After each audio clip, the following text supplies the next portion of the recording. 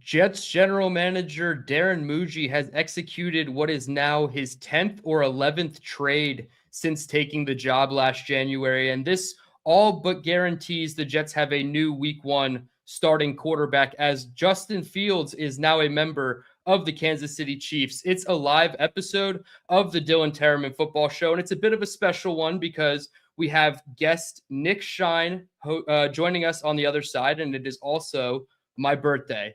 Let's get it started.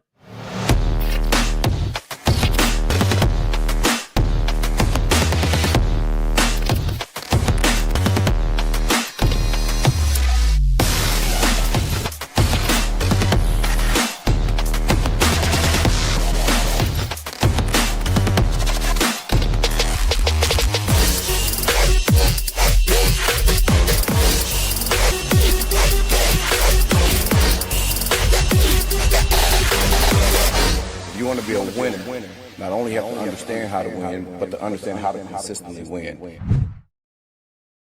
What is going on, everyone, and welcome into another episode of the Dylan Terriman Football Show. I am your host, DT, on a special Monday night episode. Unfortunately, no Kevin joining us on the alternating Monday night streams. He had a bit of a scheduling issue, but no better than to take his place than an IRL friend in the Jets community, somebody that I've met a handful of times, 2 or 3 times in the past couple of years, and we have grown very fond of each other. I've been on his channel. A lot of you are familiar with his work.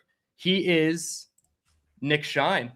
Nick, hello. Thank you for joining me. This is nice. I don't have to worry about the controls. I can just sit back, talk football, baby. Looking forward to this, man. Yeah, you know damn well. Happy birthday. Thank you so much. I didn't say it to you already, I know we talked, but happy birthday, my friend. God bless. Many more to you. Thank you. I really appreciate that. 31 trips around the sun. I guess that's what they say. Feeling my age today, spending 5 hours of it at Newark Airport. Oh my gosh, just never flying Spirit again, Nick. I promise. $75 flights. You think you can cut the corner on cost here and there, and it's not worth it when you're delayed 3.5 hours on your flight home. I went to the Jet Dolphin game, and I flew into and out of Fort Lauderdale on Spirit, and on the way back, I was the first flight out both times. Like I don't fly often, but I always believe take the first flight out, because if there's delays, you're still the first flight out.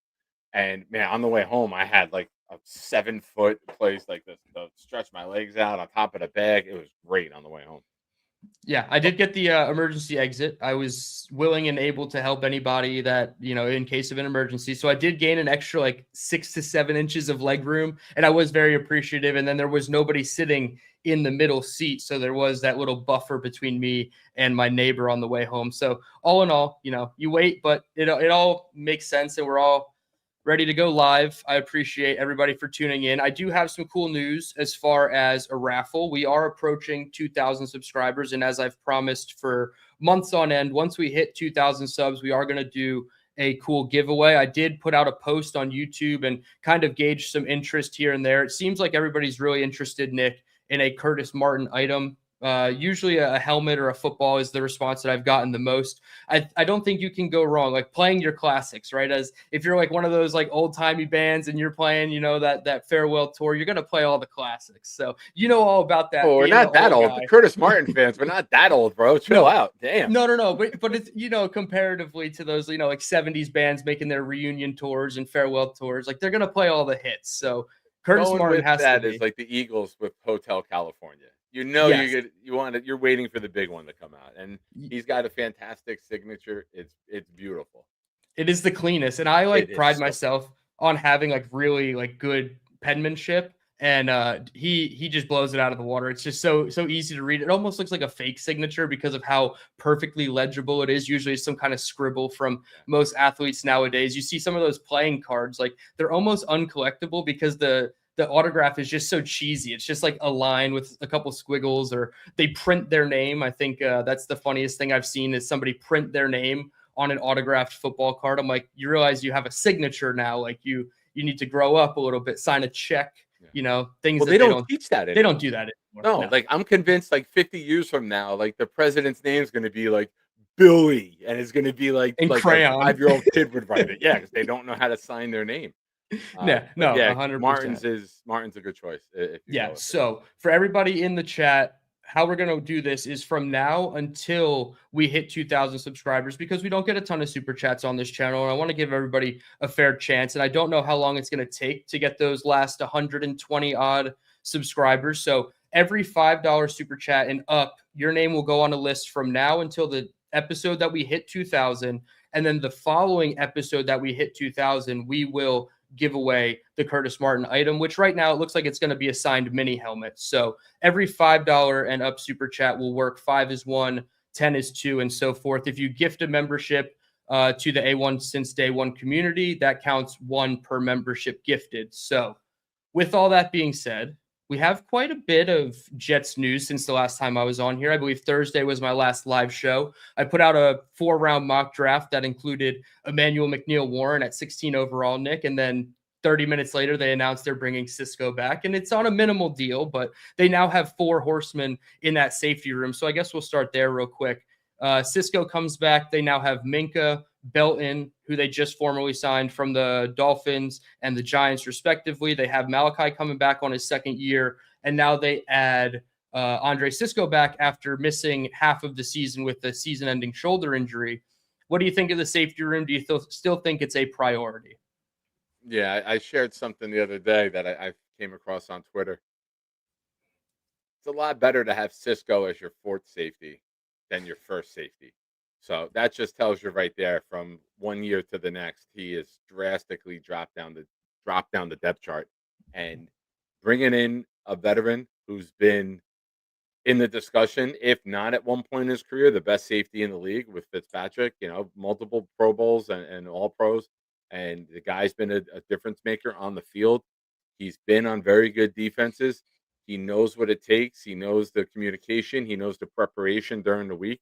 And adding him with DeMario, you got guys that I think are going to hold everyone accountable. And you're going to have grown ass men leading this defense, and not young kids trying to figure out how to be professionals and not upset anyone. I've been screaming for the past couple of years. I want an asshole on the team. I want a guy that's not afraid to get in someone's face and call him out and demand that he do his job and demand that he be great. And when you got DeMario and you got Minka, now you got guys that if they speak up and they call somebody out, aside from their play, they have the credibility to call people out and to be those leaders and build that culture that we so drastically need. So I love adding Cisco as a 4th and not being a starter. And we might not be done there. Yeah, I don't think they should be done. Cisco, it's like 1.25 million guaranteed, upwards of 5.25 million. I get it. Aaron Glenn liked him last year when they brought him in on the 1-year, $8 million deal, upwards of $10 million. They can clearly see that, they're not making that financial commitment again to him at that position. But like you said, as your safety 3, safety 4, depending on how they view Minka Fitzpatrick, I guess that kind of makes me the most nervous, is like, do they view Minka as the nickel, and now they're going to have Cisco and Belton on the back end, and like now you kind of have Cisco in a starting role? That still leads me to believe that you can take a safety at 33 or 44, even 103, and still add to that room to compete. So I don't mind it on the small deal that it actually is. And like you said, safety 4 versus safety 1, you feel a lot better about it. You keep the hometown kid. Now you have 2 New Jersey natives, I guess New York because he's from Syracuse or Long Island.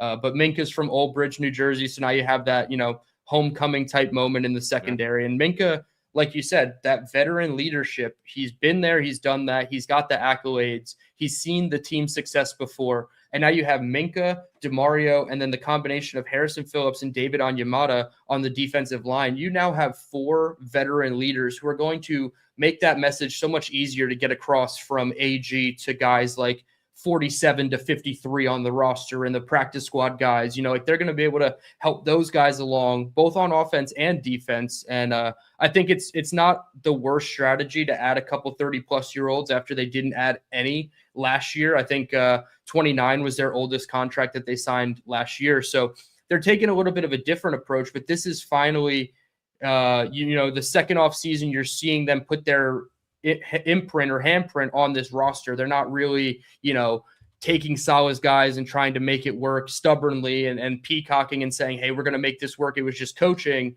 Obviously that didn't work. And now they're going to pivot, get their guys in. So I don't mind bringing Cisco back. I don't think it should preclude them from taking a safety.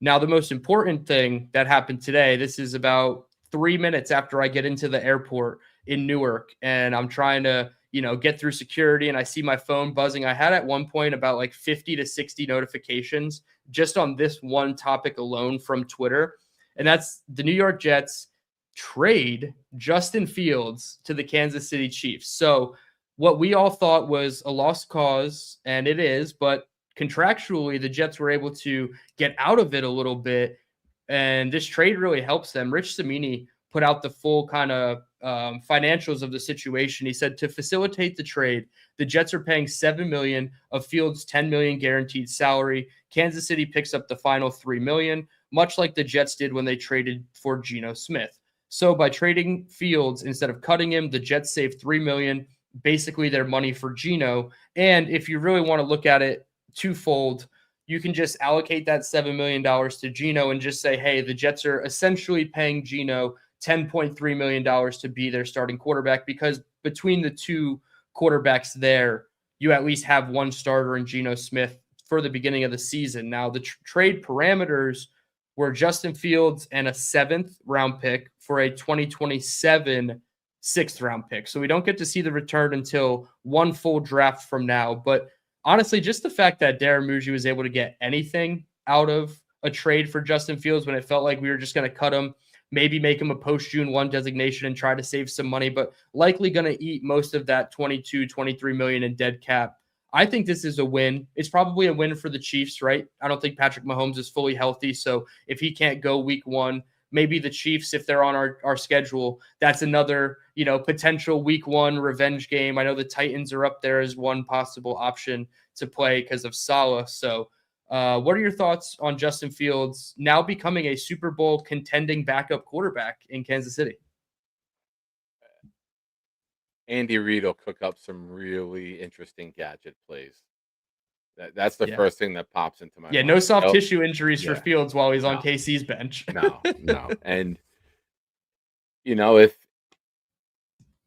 Andy Reid is not Tanner Engstrand and Scott Turner, if you can't become good now, you never be good in the NFL. And even if it's in a limited role, and even if it's a couple starts in September, you're going to get the majority of, if not all of the first team snaps all the way through OTAs, mini camp, training camp, until Mahomes really starts to get back out there, maybe in mid to late August. So, good luck to him. I think he said all the right things. I know he kind of gave up there at the end, but I also think he didn't want to take the risk of getting injured, and then it would have been untradeable. So I think he did us a favor by not wanting to play and do that gadget stuff. So I listen, I wish him well. I know it's not easy to be in New York. I know it's not easy to have that paycheck and then the expectations that come with it in this market and with this fan base. But I think much like Darnold and 95% of Zach, I thought he handled it well. Good luck to him. That's it. I don't know. Yep. It's sad. It's a disappointment. I thought he would progress more, but I'm not going to crap on him. It's good luck to you.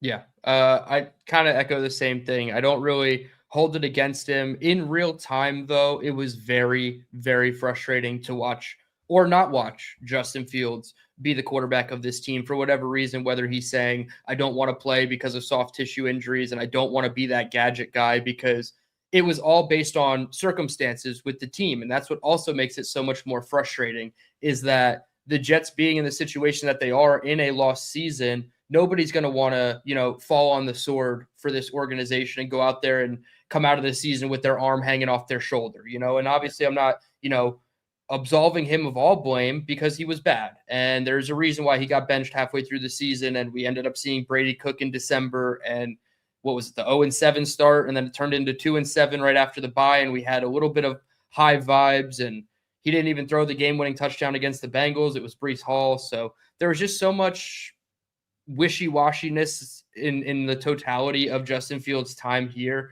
that I'm just fine with him being gone. The $30 million, it was a big sticking point for a lot of people, and rightfully so, right? Like, I guess 30 million is a lot. In NFL terms, it's not a ton. As we're seeing, we're paying Geno Smith now $3.3 million to be the quarterback now, who we think is going to start week 1.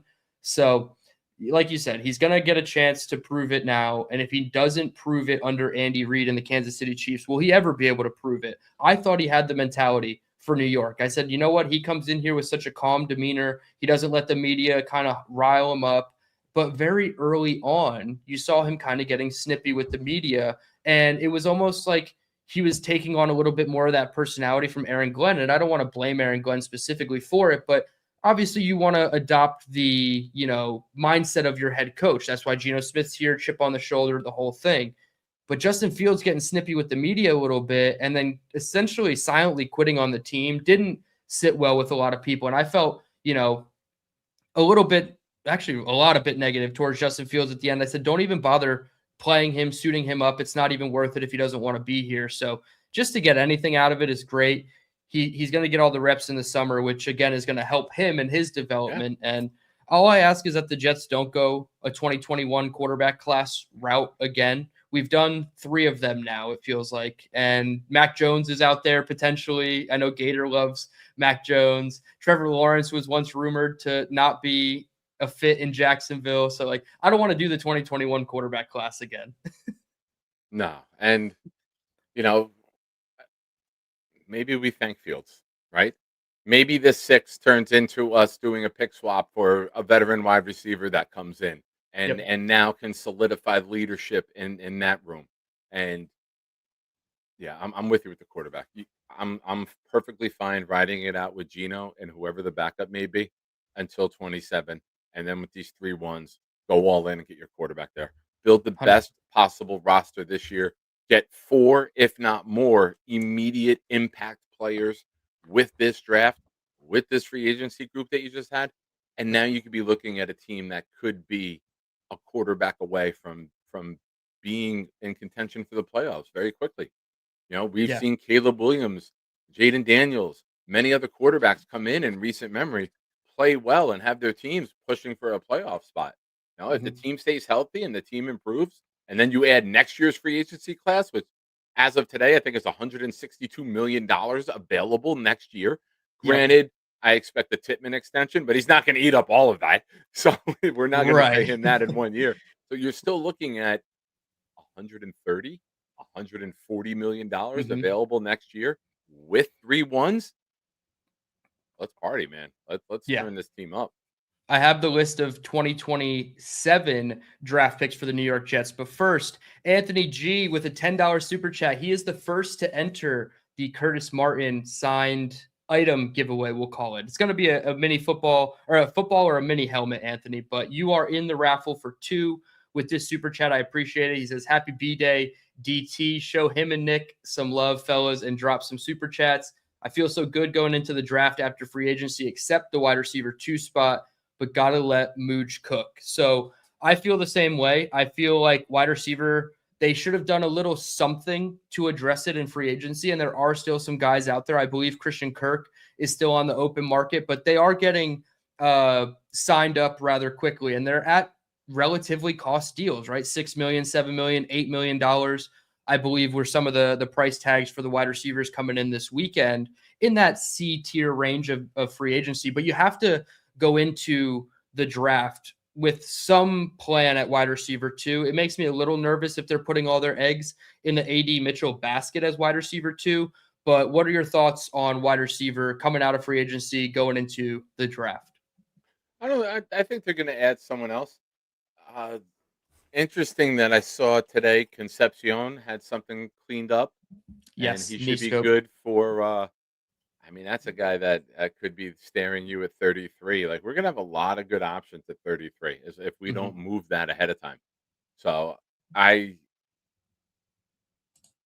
like Mitchell. I wish we would have got to see Mitchell with Garrett more last year with Tyrod at quarterback to have someone who can throw the ball on time. And that's not a great quarterback, but at least he can get the ball out. And if you had Garrett and Mitchell together, I think we could have had some fun offensively. But I expect them to add somebody. If you can, some of the names that were rumored today that I saw in a tweet, Quentin Johnson from the Chargers, a couple other veterans. If you can go take this 6 and swap that out as part of a deal to get someone like Johnson who can get downfield, and now you have Mitchell and Garrett with all they can do, with Isaiah Williams as part of that, and then you add a rookie, you add a Concepcion, or I wouldn't go with Boston if we add Johnson because I feel like they're a little more they're similar.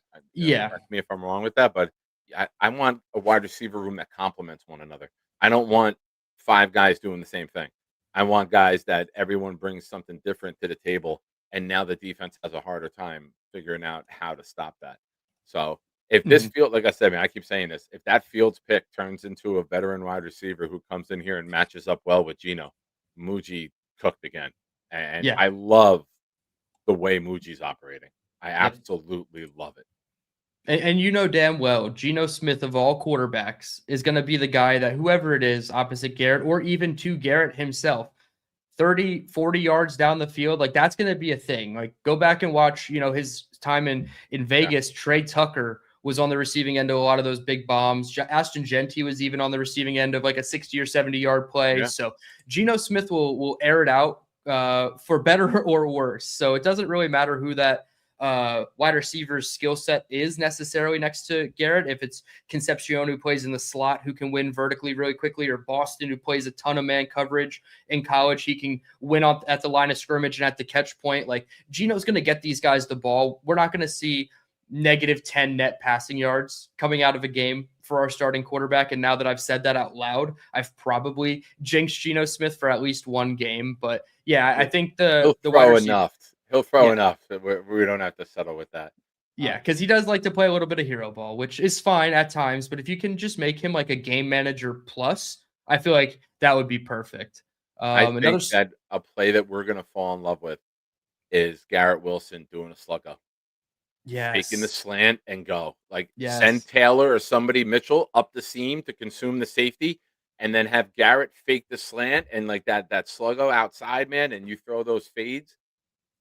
And if the safety jumps it, you got Mitchell streaking up the middle of the damn field, man, with some action on the backside to take away the other safety. And you make it a simple read. Safety comes in, you throw out. Safety goes out, you throw up the seam to Mitchell, pass over the linebacker's head. And we Geno can sneakily make have those reads. a lot of weapons, man. We sneakily have a handful You of do. weapons and just a little bit of competency, right? I'm just looking for average and competent. Like that's really all I care about this season. Get us out of the doldrums. Let us be like 3-4 at Yeah. come like week 8, right? Like go into the trade deadline wondering if you're going to be buyers or sellers, and it's probably more towards buying because you can go trade for a BTJ because he's not getting enough targets midseason, and Jacksonville wants to part with him to get something out of it in 2027. And you have the money to extend guys. You can target guys who are looking for contract extensions and don't fit with a new coaching scheme or whatever. You have the money to bring them in and give them the extension immediately. And you can negotiate with them in October and say, "Hey, we want to trade for this guy. Let us work out a deal." The trade gets announced, and then 20 minutes later, oh, and the Jets also signed him to an extension immediately. But you Yep. got to take care of your guys first. You got to take care of Titman, and I think Titman should get taken care of before the end of May. Titman Yep. switched positions. He's got to get an extension. You take care of that guy. You give him a 3-4 year deal, and then you don't really have anyone else pending because you have so many young players or veterans that you brought in. But take care of Titman, lock that line in, and go from there. That was a perfect transition because after we get through this next super chat and a couple other chats, I do want to ask you about a specific veteran who could be next in line after Titman or maybe potentially Brees Hall Ooh, to a get a tease. I like contract it. extension. All I'm right, waiting. here we go. EF5630 with a $10 super chat. So you are in the Curtis Martin raffle for 2 as well. He says HBDDT. That's a lot of acronyms there. It's a mini miracle. Mooj got anything for Fields? Yeah, mini miracle for sure. And I know our guy Jake Asman, friend of the show, friend of both our shows, said it on Twitter a couple, like maybe an hour ago, saying that like Mougey and Glenn are starting to separate themselves. And I think that's very easy to get to that conclusion, right? Because right now is when Mougey is doing most of the forefront of the moves, right? And then when AG is in the middle of the season, depending on what his performance looks like, we're just going to go yay or nay, and then we'll start evaluating them separately. And I do think that there is some merit to that. I don't think they're 100% tied together. I still think you can move on from both and be okay. But I do think Mougey has, gotten enough squeeze from the lemon to get enough lemonade to like make this team somewhat relevant. And the combination of the two is actually making me feel a little bit better than, just a couple of months ago even. So what are your thoughts on Mougey and getting some good value? Yeah, he's gone past the chef and cooking, and now he's just a flat out wizard. Like he's. I got to upgrade the emoji on my channel from him as Chef Mougey to now like Mr. Wizard. He's. Yeah. Listen, man. His trade ability is Howie Roseman like. He's doing maneuvers that are paying off and building our roster. Now, solidify it with the draft. These are your role players who. Like Briggs and others who've had to play bigger roles last year. But if you draft superstars and now Briggs is a role player on your D-line, that's a much better situation for him. Mitchell is your third or fourth wide receiver, much better situation for him. Yep. So you're making these moves, but if you hit home runs in the draft paired with these moves, that's how you become a winning football team because you're talented top to bottom, and you have guys who know their roles and can step up and make big plays time and time again. You've been on my show often, and I've been saying Briggs as your best defensive lineman looked like that. Briggs as your third best defensive lineman could be looking at a dominant 3-4 front. Yeah, it could be looking very, very special, and you keep trying to ruin my tease here, Nick. Black Gypsy, $5 super chat. You are in the Curtis Martin raffle 4-1. He says, happy birthday, DT, and Downs shine. LOL, Downs. I assume this means Caleb Downs. No, I do not have Down syndrome. He keeps trying to tell everybody I have Downs. I do not. I have styles, bro. I have styles. Or maybe a box of Reese's Pieces on the other side of the room. But I do not have Downs. I would appreciate if you stop telling everyone this, you jerk. Hey. I'm going to go Florida Gator. I'm going to say I got Banks. So we're going to manifest. We're going to manifest here. I like it. I like it. Black Gypsy, I certainly appreciate you. Whoa. We were going to shout you out for free, Ma. She said, happy birthday, love, Mom, in the chat. To which Tank for Ty called my mom goated, which I feel weird about. But thank you, Ty. And then my mom comes in and drops a $20 bomb. So now we have to figure out who these raffle tickets are going to, because my mom is not winning the Curtis Martin signed item. But Mom, thank you. Go DT for $20. I really appreciate that. Thank you for tuning in. Shout out to you and Kim, and I know Tinkerbell the dog is watching too. Of course, have to shout out the dog. Me being a dog lover, of course, and then Leanie, the 16 seed who took down a 1 seed the other day. Cinderella story. Cinderella Leanie in North Carolina with a $5 super chat. She says, happy birthday, Dylan. I appreciate you, Leanie, and congratulations on your win. I think you're going to go very far in the tournament, and people need to get ready for Leanie in the Asmaniac Madness. So thank you. Ready for Leanie. Yes. Thank you, Mom. Thank you, Leanie. Glick comes in and says, I'm just here so I don't get fined. Thank you, Coach. We appreciate that as always. And then Black Gypsy is also in for 1. So we have to write all this down now. We're not using AI, Nick. We're gonna do this the old-fashioned way. We're gonna use a note card and a pencil, and then we'll upload it into ChatGPT later. No, not ChatGPT. Just Wheel of Names. Oh yeah, they do it right for you. They do it right for you. Go to 100%. Wheel of Names. You can put your logo in. You can save it, and then once I have a raffle done, I clear the names and then just start entering them again and change the title of it. And all your logo and the color scheme that you want, like the Jets colors and the DT colors, will stay the same wheel after wheel. Look at Nick teaching me stuff about technologia. I really appreciate that. I'm going to brag real quick. Okay. I'm old enough to remember when Jake was writing them on actual 50-50 tickets. And I'm like, dude, just use Wheel of Names. Out of the fishbowl, there's right? There's a website you can use. he would be writing, like calling into Bobby's show or whatever and just filling out 50-50 tickets. I'm like, no, you don't do that. That's crazy. Yeah, yeah. Jake's got to use the technology to his Yeah, he's advantage advanced. Good for when him. the numbers are that big. Yeah, for sure. Yeah. All right, one more super chat. Alan Dodes, $10 super chat. I appreciate you, Alan. I met Alan with Nick before the Steelers game in week 1 of 2025. Was that last year? Yeah, that was last year. Yeah, Yeah. my cousin came. Yep, Yep. that was the best game that the Jets played all year. Unfortunately, I disagree. I drove out to oh, Cincinnati. I'm a you little were biased. you were there. I'm You a were little there. biased. I drove out to Cincinnati, and that was a really fun game. And That was Quinnen Williams' last game as a Jet. He was warming up. We had seats in the third row That's in the tough. end zone on the Jet sideline, and he's warming up 20 feet in front of us. And I got pictures of him where like his shoulder pads aren't even in the entire photo with how close he is. And that was his last game as a Jet. So if you Oh, ever man. want me to get rid of someone in life, just have me go take a picture of them up close. They're gone. I'll keep that in mind for sure. Yeah, that's my secret. One more question about technology. This call-in link that we're gonna do here, because we are doing a call-in show. We are about a half hour in. Hit the like button, subscribe to the channel, subscribe to the Nick Shine show as well. I just drop it into the thing. How do I pin it? Do I have to go to YouTube and pin it on YouTube? All right. Have YouTube open. Perfect. And then copy the StreamYard link, drop it in YouTube, and then there'll be 3 dots next to it. And then when you click the 3 dots next to the link, it'll say pin message. Perfect. Perfect. All right. And make me a mod on here so I could do this shit for you too. Dude, I wish I knew how to do any of that stuff. All right. I'll be completely honest with you. Oh my God. I gotta teach Jake asked me the same thing. He's like, how do you not have me as a mod? And I'm like, Jake, I don't know what a mod does. Like, I know like what my shield and wrench does on his channel, but I never thought about that for my own channel. I guess we've arrived, Nick. All right, let me pause me on YouTube.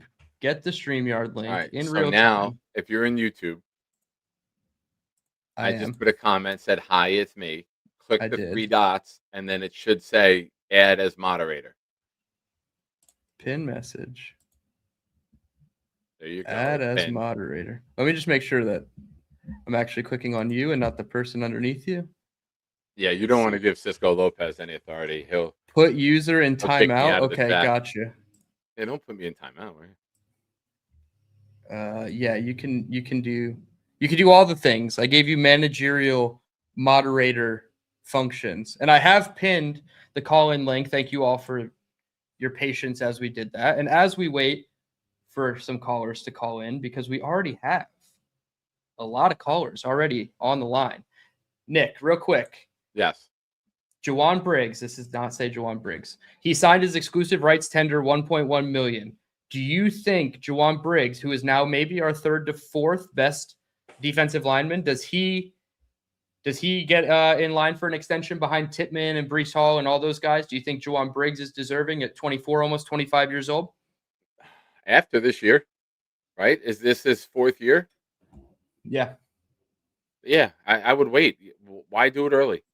Let's see how he fits in the 3-4. Let's see how he fits next to Sweat. Let's see who we add. We might upgrade, but I'm in favor of Briggs being here. I think that's somebody that you want on that D line.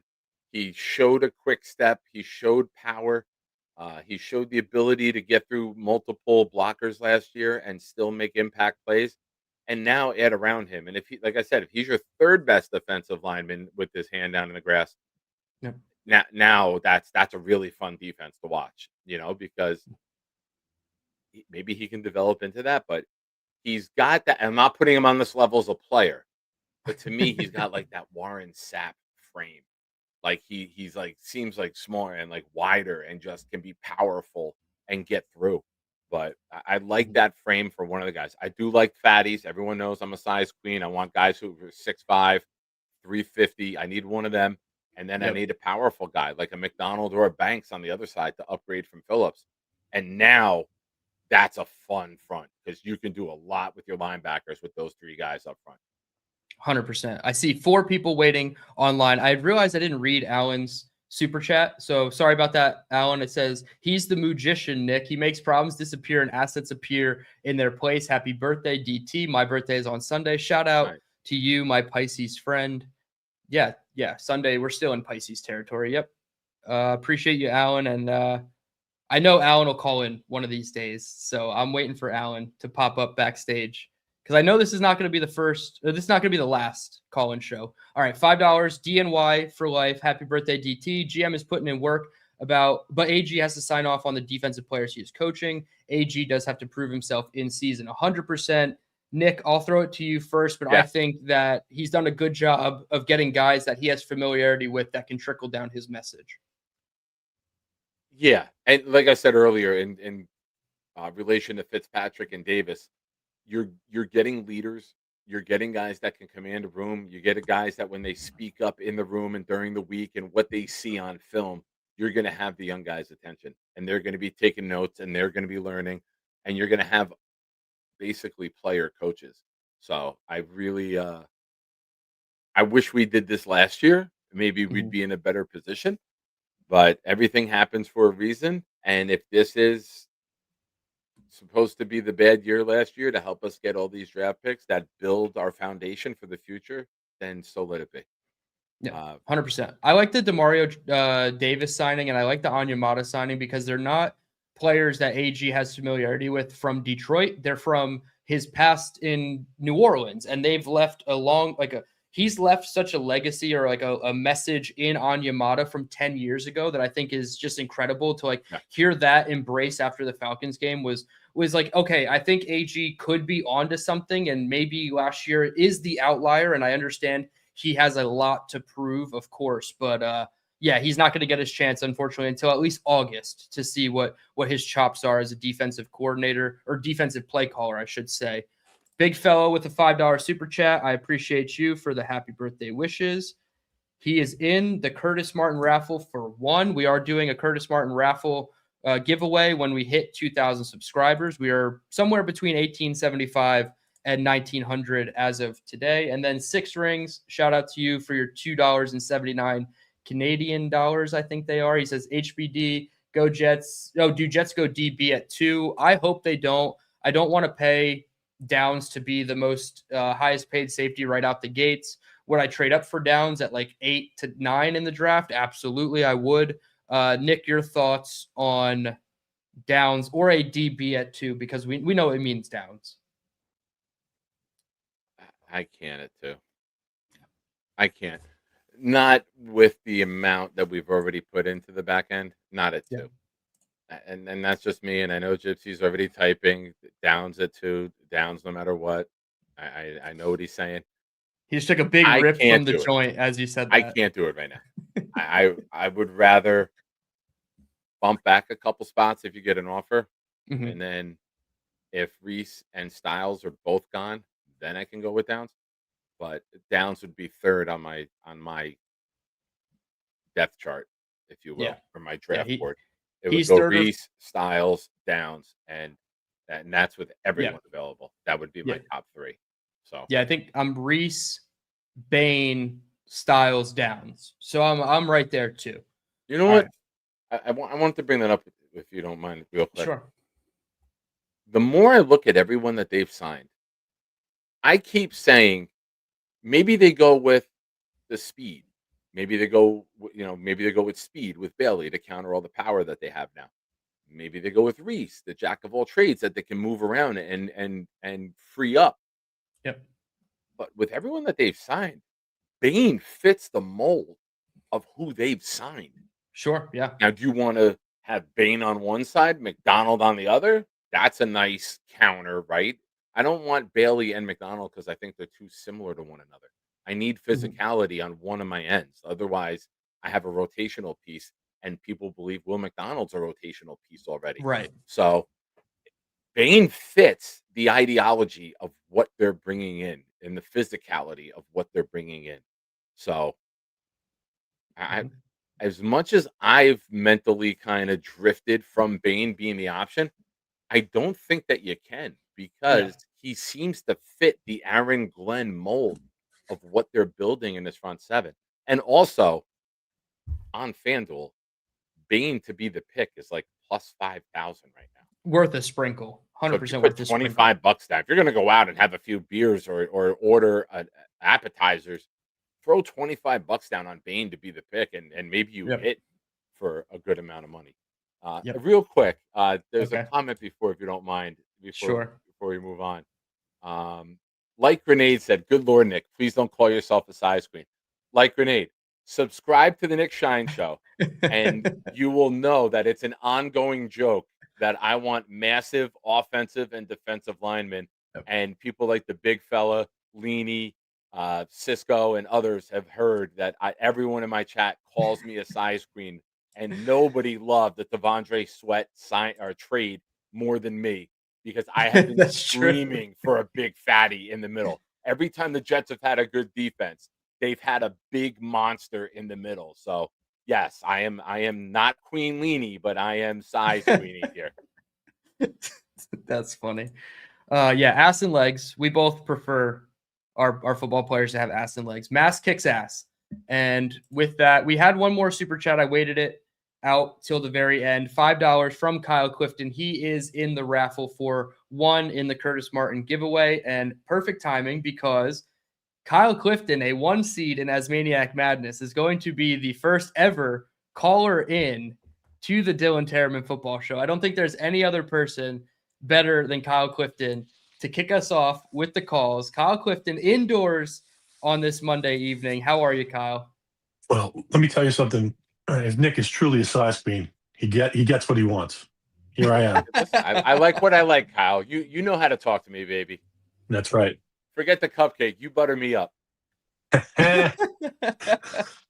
So I think you guys are spot on. You have to wait on Briggs. You want to see what he looks like in the 3-4. You want to make sure that the year isn't a fluke.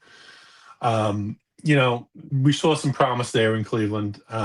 He's got to prove it because we didn't draft him, right? And there are other guys that we did draft that we banged the table for. He just has to wait. Or to Nick's point, maybe he's supplanted in the pecking order by someone that we can't believe is sitting there at 33 or 44, whatever. That is a perfect 3-4 and perfect 3-tech, perfect 5-tech, whatever. That's one thing. You guys are taking it way too easy on Fields because Pittsburgh had him in-house. They totally knew what he was capable of. We bid against ourselves. We basically paid him way above market, and he laid down like a dog. For people who work for a living, like we all do, to see that, it's a little disheartening when we're shelling out the money that we are paying to go to the games, the apparel. Yeah. It's he do better. Justin Fields is my point. Yeah, I mean, he's not on the roster anymore, right? So now it's just the past is the past. The error, which is probably why we're going easy. I wish you don't want to kick a man when he's down. I get it, but sure, good riddance, because soft tissue injuries. I don't think that was in Jim Brown's vocabulary. But you can agree too. Like, if that opportunity arose for him in Kansas City, he's not saying no just based on the circumstances of it being Kansas City and not a lost season with the Jets, right?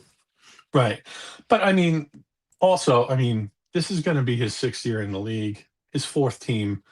Like, it kind of would have happened already for him, right? Like, the problem is he can't read a defense with any alacrity at all.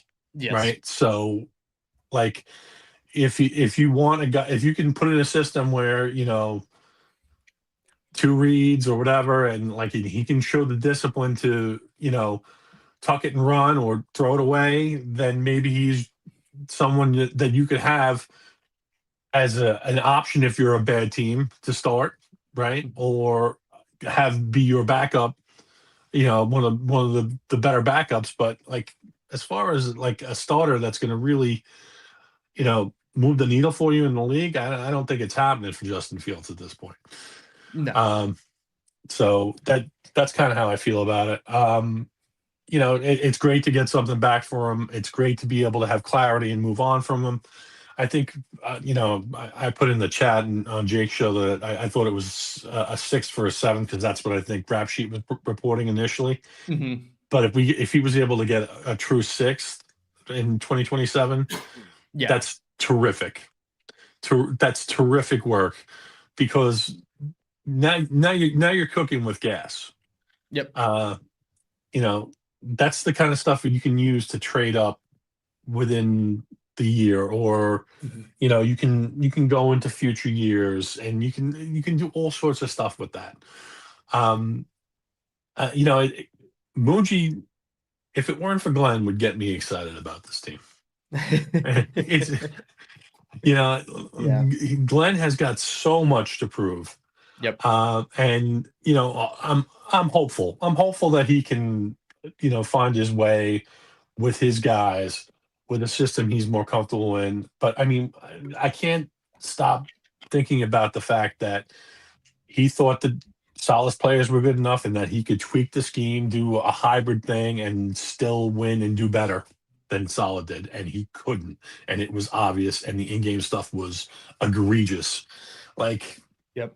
it was, there's a lot, and the media was egregious. Like, and that's not the biggest thing for fans, but like, that's the kind of stuff that snowballs on you when you're struggling, right? Yep. So, like, I'm glad to put last year behind us.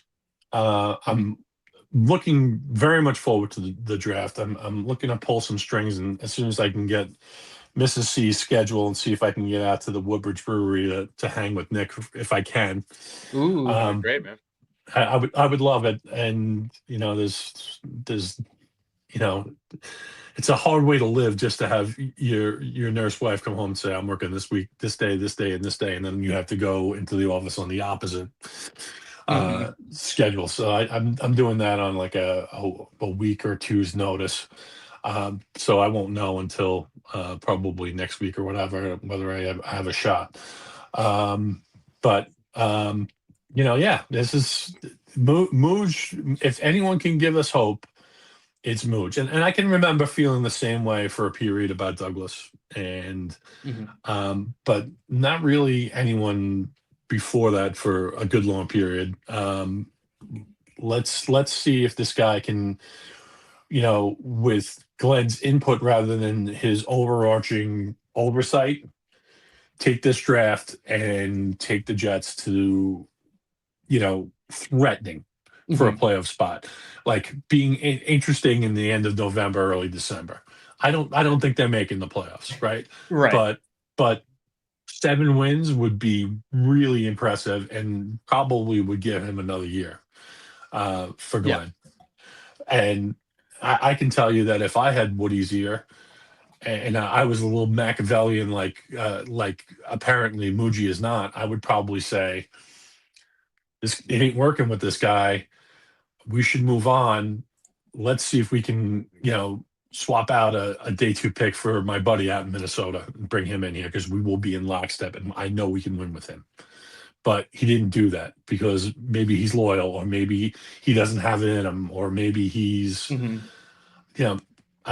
don't know. I don't know Moogey to say that, but I think he would probably be comfortable with O'Connell as the coach. And, I think we should all get comfortable with the idea of him as our coach after this year.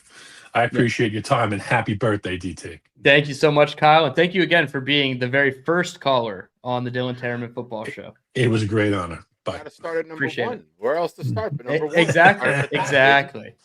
Appreciate it, Kyle. All right. So, and the most unfortunate thing about what Kyle was saying is, like, we have all this, like, hope again restored with Mooj and all the deals he's doing and the signings he's making. And yes, Aaron Glenn gets some credit for those signings, specifically on defense too. It just stinks that we have to wait until like August to see the product of Aaron Glenn on the field to know, like, okay, maybe the Jets have their head coach. It feels like we have our general manager, but do we have our head coach as well? So it is going to be tough waiting till August. We did have one membership come in from our boy, Jake Asman. I appreciate you, Jake. call-in link is pinned if you want to hop in here, unless you're busy getting ready for all your big-timey stuff that you do with all your content over there. We also had Genergy in the chat. She said DT and Shine. I appreciate you hopping in here, Genergy. And then Big Fella says, Dylan getting big time, over 100 in here. Hit the like for the birthday boy. Absolutely. 138 of you guys in the room, 106 on YouTube. Please hit the like button. Subscribe to the channel. Subscribe to Nick's channel. He has put it in the chat a couple times. I will also share it at the end of this video. Our second caller, Nick, and he is a favorite of yours. Are you ready for one Mr. I don't Black like anybody. Gypsy? Who could it be? It is Black Gypsy, of course. Our resident stoner. You can I'm light gonna that go up. shovel We'll give the you a second to driveway. light it up. It's 61 here today, but I'm gonna go shovel the driveway instead of sitting through this. I'll be back. All right, go sweep the rain, Nick Shine.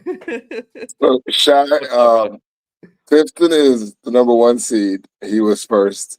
I am a number 2 seed, and I am second. Yep. That's hilarious. That's because you All have caca takes. Yeah. I'm kidding. The seedings that you made up, Shine, like, I was looking through the brackets and I was like, oh, Shine made this. Shine did this. Shine definitely did I get this, blamed bro. for everything. I get blamed Like, for everything. I You can love just see it. Some of the matchups, you're like, oh, I'm definitely putting these two together. This is going to be I fun. tell you what, though, I will say this. I missed half of it because the first committee meeting was a Sunday, and I bailed after we got to the 3 and 4 seeds. So before the matchups were set, when I came back, I was like, oh, all right. Because I am the committee member who thrives off of chaotic matchups early, but also likes to see people look ahead and say, oh, we could have that one down the road. Mm-hmm. So I do like to kind of do that, but I think that the committee did a very good job in my absence of being forward thinkers. Yeah, we definitely all had influence on some of the more polarizing matchups. We all you can see it. Yeah, we all our memories combined were a very good memory, but somebody would say something about one matchup and then somebody would be like, well, there was that beef 4.5 months ago on a Tuesday, so maybe we can implement that. And then we changed the whole bracket up. So it was a lot of fun in the process. And I'll do the Mooj and he can be Aaron Glenn. All the good moves just say we're great for DT, and then all the bad moves we'll just blame on Nick Shine. Bullshit. Yeah. Erroneous on all counts. I said the night of the bracket reveal that if you like the matchup, it was my idea. If you hate it, blame Dylan.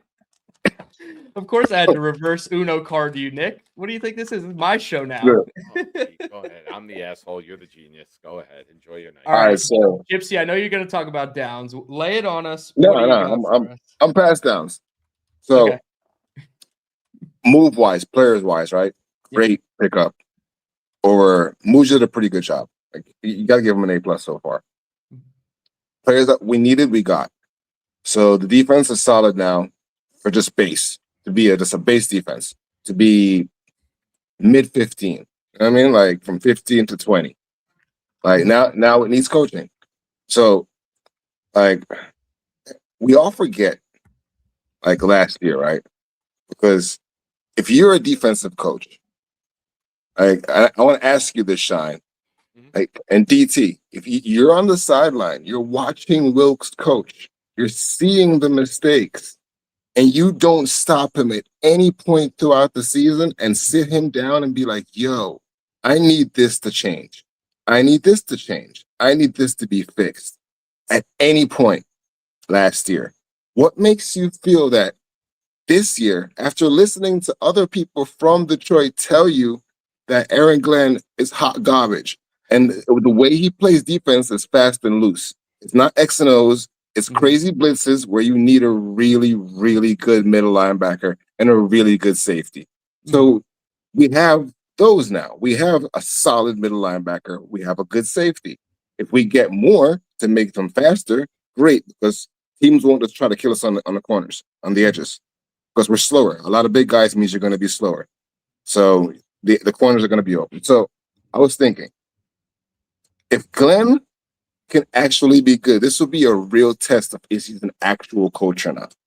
Because in Detroit, he kind of learned his way in to being what he ended up being for us to hire him. Now he's saying he has superpowers That means in his mind, he has a playbook that he wants to run with this squad, right? Like, what do you think the defense is going to be ranked next year? If he is good. Are you asking me, like, in order to save his job, it has to be this rank? No, I don't care about his job. Just Okay. him being a good coach. From where we stand from last year, where you sat back and you watched all this happen. So you have tape of what is a bad defense now and know what you need to fix as a head coach. Like, what I is would your say expectation? 18th. In terms 18th. of yardage or points? No, just ranking. Overall ranking of Just the defense. overall. Like I'm 18th with in Dylan. That was the DVOA. number I had in my head. Yeah. I'm going to go, I think a really good year, you're looking at 12 to 14. And I think that we could end up like 16 to 18 in that range. And to go from where we were, and also a lot of this is predicated on clock control on offense, finishing your offensive line, running the ball, extending drives, not having this awful quarterback play. Yeah. That will help your defensive ranking because they're on the field less. And then when you're in tight games, you can unleash your pass rushers like Will, who didn't really get off a lot last year. I think that anywhere from 18 to 12 is a significant jump, and you're going to see him back. All right, so my next question is, Bailey shouldn't be in conversation for us. Like, neither should Reese, technically. It should be Baines and Styles. Those by the team that we're playing with, what Aaron Glenn needs, he doesn't need another project where he has to teach him up. And he's not an X's and O's guys. Yeah. He's not going to teach him up. He said he was coaching McDonald's. McDonald's got worse. So to expect him now to take Reese and make Reese better when you had McDonald that was better the year before, like do you think Dunbar could, though? I don't mean to cut you off, but do you think Dunbar will help with the actual coaching of it more so than Aaron Glenn? We can hope and see. That's the thing that Jake does really well. He creates content off hope, of saying that, can this guy do this and this guy do that? Like, like really no. Because most of these coaches have, and that leads me to my next thing, which is Reich and Musgrave, right? Because since we've gotten them, I've dug into Reich because I used to like Reich, but I used to live in Carolina also, Dylan. So I'm a Panthers fan, like as like my way back secondary team. Okay. So I watched a lot of Panthers. You followed football. it close, yeah. I watched a lot of Panthers football. He was really, really bad at play calling in Didn't Carolina. make it through the full season. What was it, 8 or 9 games? Really, really bad. Yeah. Stanford was one of the worst offenses in college football.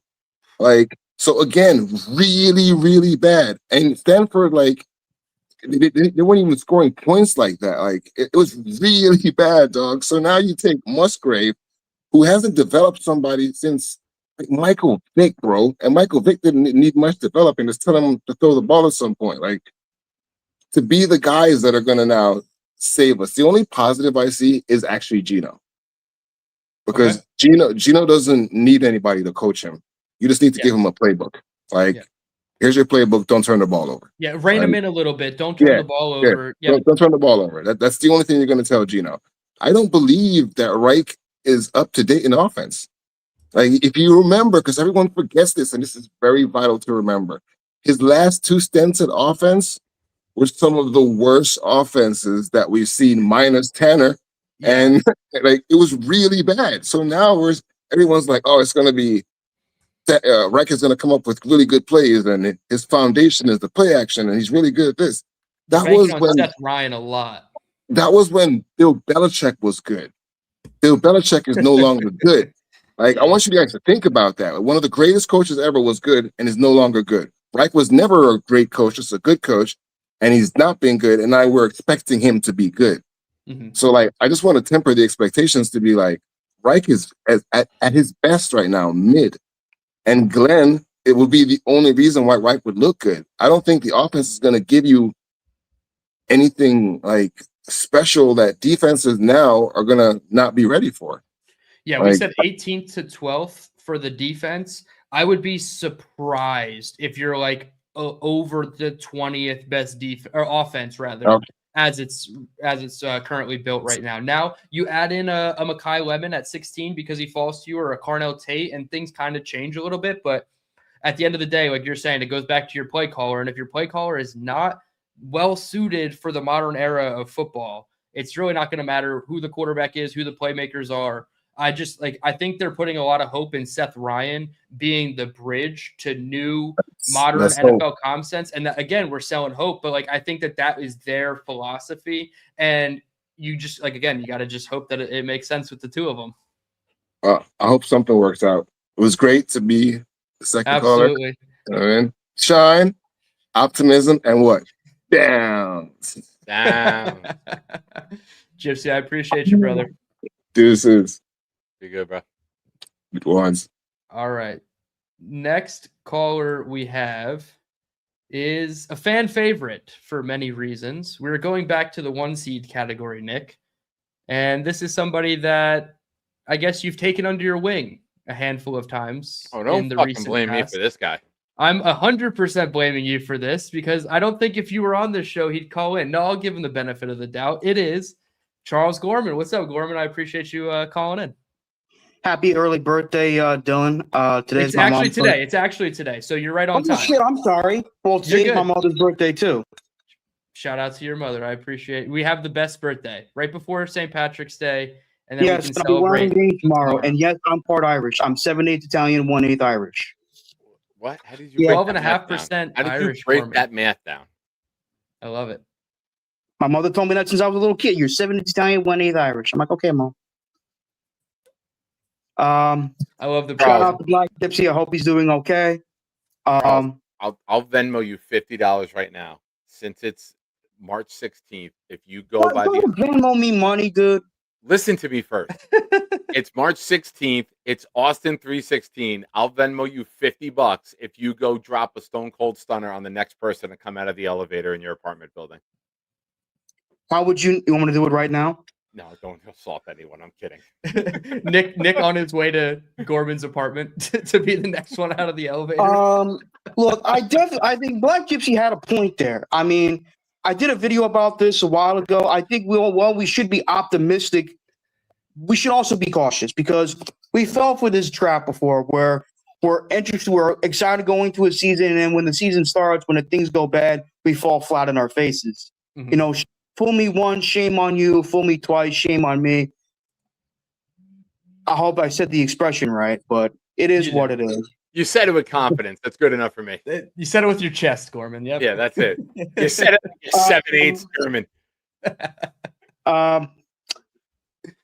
I hope Frank Reich does rebound because, as Black Gypsy said, his stint with Carolina was terrible, and his stint in Stanford was terrible. You know, Bill Musgrave, I haven't done a shit job following him, but I do like Carl Dunbar. I think he's a very good defensive line coach. He was great when he was in Minnesota for a number of years. He was great with us, with Rex Trent from 2012 to 2014, and he was excellent with the Steelers.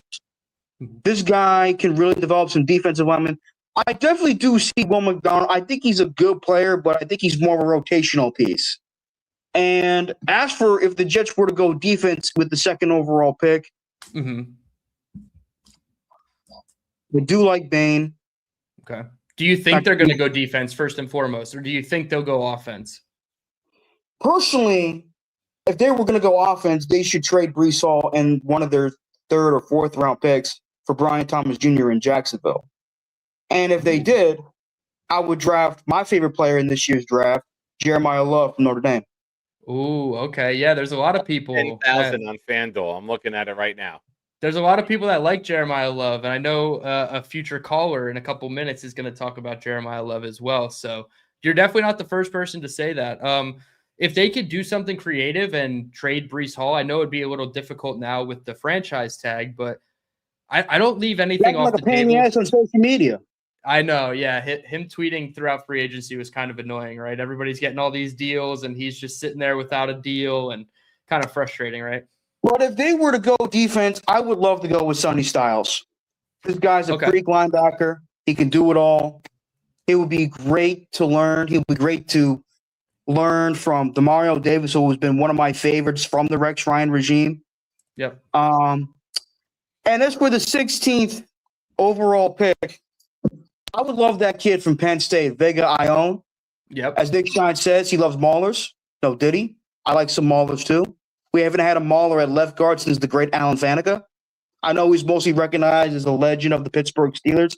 I'll debate this with any Jet fan. I think he's the best left guard they've ever had, and the best left guard I've seen the Jets add in my lifetime. And when the Jets released him in 2010, even though Matt Salsa was a good player, I was still pretty pissed. Yeah, that's fair. I could see them taking Vega Leone, plugging him in at left guard, sliding over Dylan Parham to center, and then you really feel strongly about your offensive line where it's like Parham and maybe Tippmann might be your worst guys, and that's never a bad problem to have. So I'm right there with you. Good center. I know people say he's got snappy, but he can block in pass protection. He's good run blocking. He's a great offensive. Did you put your hands up to simulate blocking? He What did. they do? That's what they do in the offensive lineman, don't they? No, ladies, for all you ladies in the chat, I'm not trying to grab breasts. I'm just pointing out, like, Charles, you're just saying talking when a lot today about the New York Jets, but I need to remind people that you Yes, are on a mission this year for Jets can we fans. sort of miss you for now? The season hasn't started yet. Are you medicated? Why the fuck are you yelling at me? Yes, I am medicated, Stop and yes, yelling at me. Let me talk. I am It's a talk medicated. show. Relax. I am Deep medicated, and I'm excited. breath. Deep breath. In through your nose, out through your mouth. In through your There you nose, out go. through your mouth. Now, you are a Jet fan, and you are also on a mission. You swore your allegiance last year to the Colts, and you said it was for 1 year. But I got you to commit, and I got you to agree, and I will get you a blue Peyton Manning jersey, as I promised, if you declare your allegiance to the Colts for 1 more year, because you, Michael Clemens, and Sauce Gardner are on a mission. Hit it, Dill. The mission is for you, Sauce, and Clemens to lead the Colts to the #1 overall pick, Charles. Team Tank right there in blue and white, baby. I declare my allegiance to not only the Jets, but the Colts this year. Thank you, Charles. Ooh, Appreciate you. thank you, Gorman. I'm glad Michael Clemens is gone. I think he's going to suck with the Colts, but He's gonna suck wherever he went.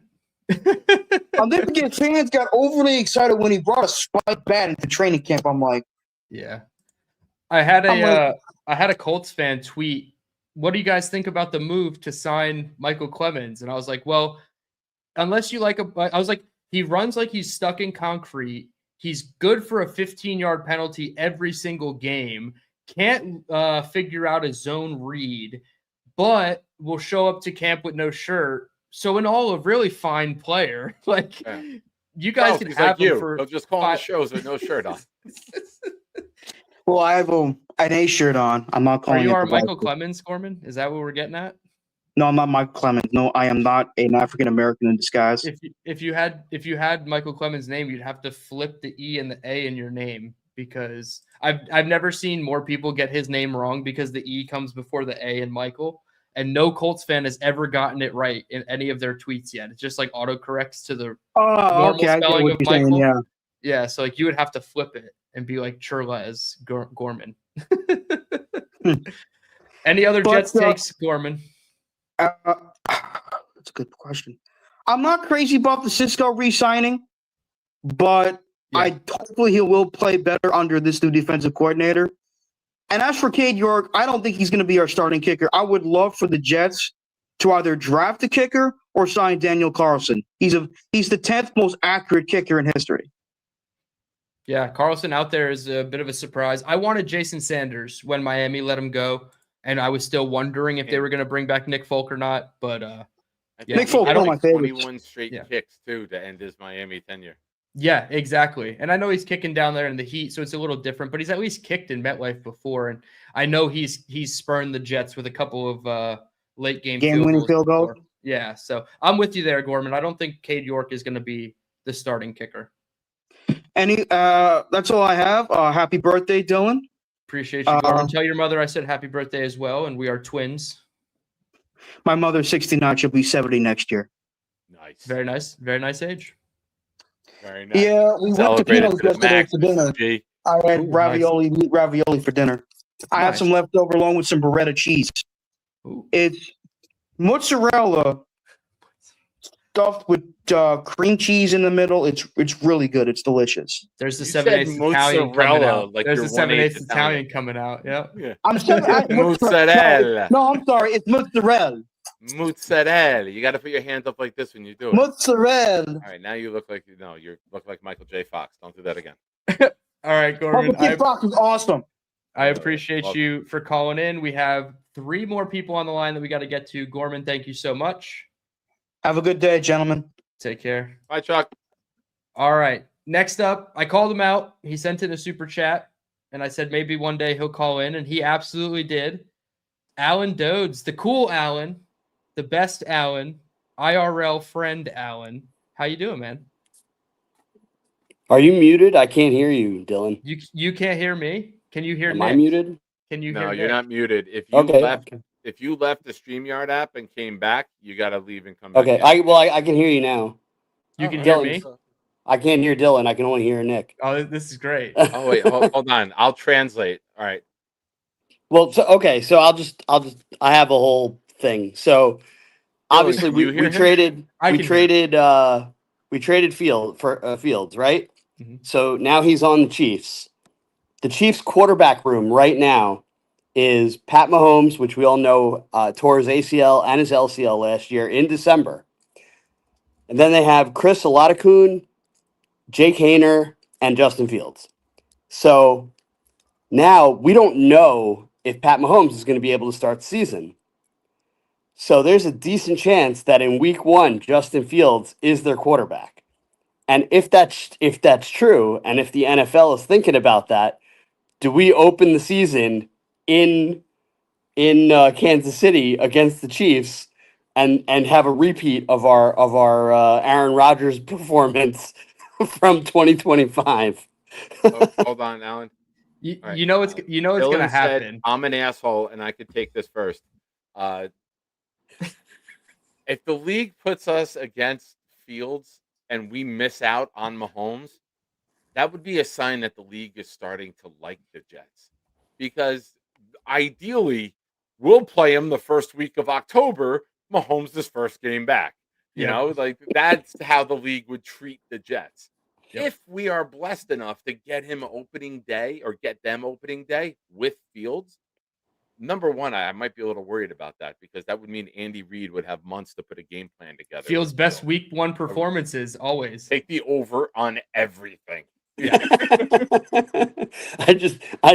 I saw that today, and that's where my mind went. I was like, wait, what is the Chiefs QB room?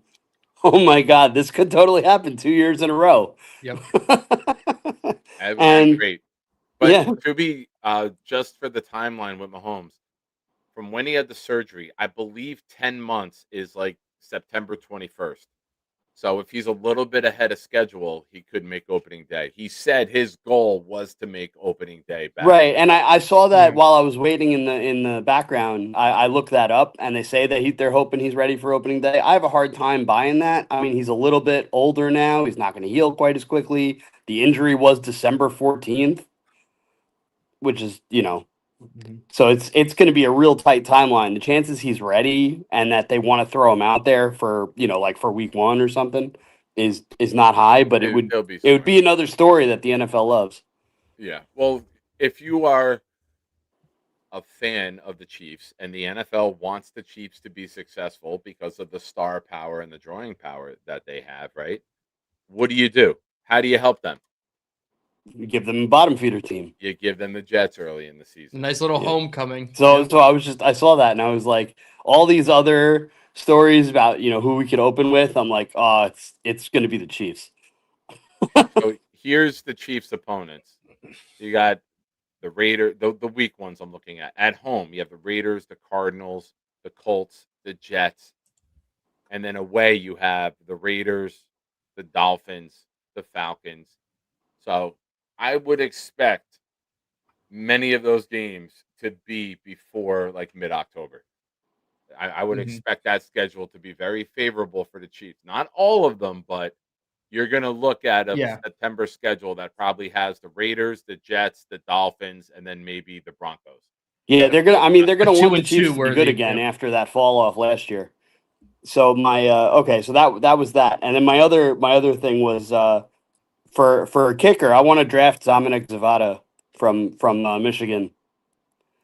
I just took him the other day in a mock I did on the show. I Yeah, believe. he's going to be the best kicker in this draft. What's he like, round 6 And guy? we keep seeing all these young kickers coming out that are hitting 65, 70 yarders into the net Like it's nothing. like it's nothing. So why not grab one of them instead of Now getting I'm okay somebody letting older? Folk go. Yes, exactly. Now you're at the point where if a 53-yarder is a stretch, it's not 1999 anymore. Or 2001 when John Hall kicked the 53-yarder and we're like, oh my God, this is the furthest kick we're ever going to see. Now 53-yarders are like where these guys warm up. Right. Yeah. Right. And in practice, you see them hitting 70s. I mean, they don't do it in Yes, games, the but record- they the record do it was during broken practice. You can twice. kick it lower when there's no defense. You can Right, drive right. it lower and get it further. When you gotta punch it upward. Yeah. Well, I mean, the point is just that they can do it. Yes. Yeah. The record was broken twice. So- 67 and 68 yards. I for can't Cam hear him, Little. obviously. I know Nick's going to translate that one. I'm not gonna say that. He said the record was broken twice, was 67 and 68, and for years, Right. By the same guy. That was 63 Cam Little, Jason right? It was Jason Elam had 63, and then Janikowski tied him with 63, Yep. and then it got, I would say, going 4 yards over is obliterating it.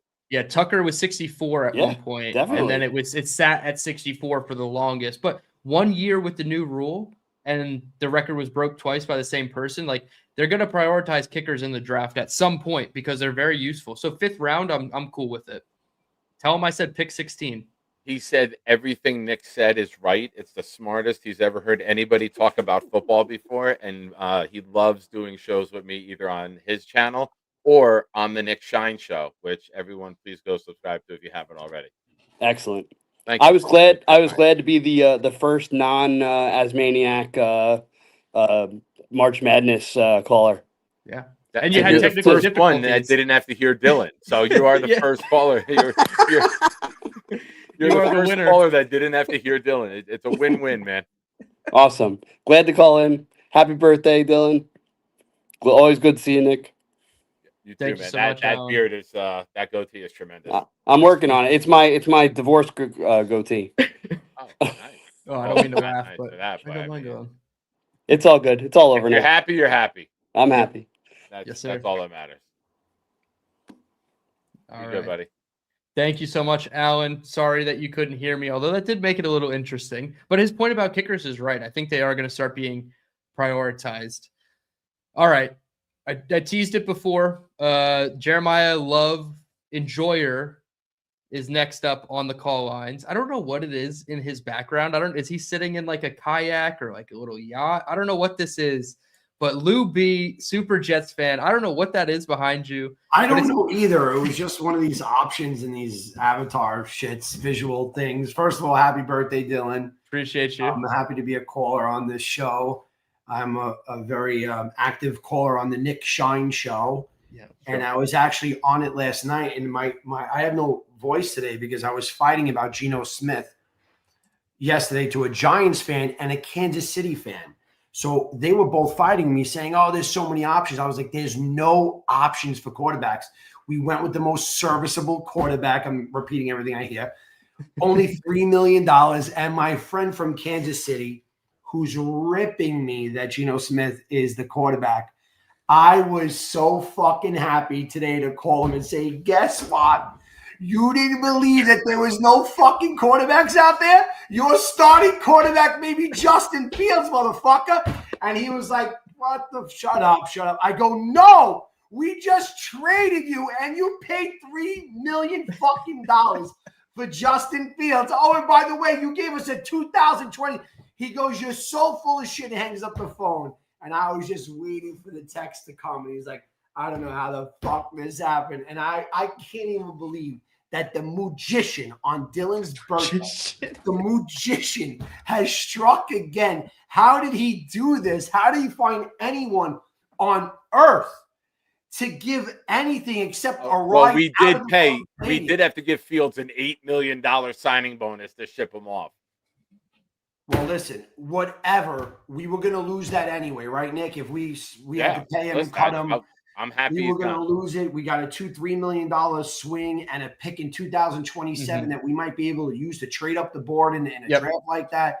Who the hell knows who they could pick in 7? But I just want to say that I got so much vengeance in telling that Kansas City fan that you motherfucking may have Justin Fields as your starting quarterback. And I could just picture what Alan just said.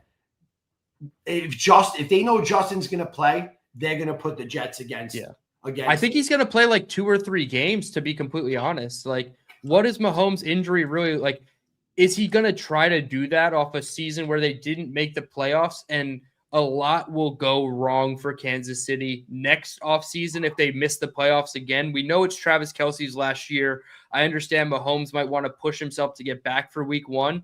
But if you had Justin Fields for 2 to 3 weeks, and like Nick said, it's a combination of the Broncos, Dolphins, Jets, Raiders in those first 3 weeks, and you come away 2-1 or 1-2 even with Justin Fields, you know damn well Andy Reid is sitting there like, oh yeah, it's just the Jets. We can make Justin Fields look good. And I thought it would be the Philadelphia Eagles. I thought Nick Sirianni would just be like, yeah, get me a backup for Jalen Hurts. It's stylistically the right fit, but Andy Reid would be the guy where it's like, yeah, I can make this work. And Black Gypsy put into the chat, and I mean, I was like, maybe like 10, 11 years old at the time, but Donovan McNabb with Andy Reid in Philadelphia, like I think he can make it work with Justin Fields. So I'm actually pretty excited about it. But yeah, the magician, he's making me think there's a God again, Lou, because good things happened on my birthday as I'm absolutely stuck in Newark Airport for 5 hours. I get the news that Justin Fields gets traded, and I'm like, all right, at least there's some positive news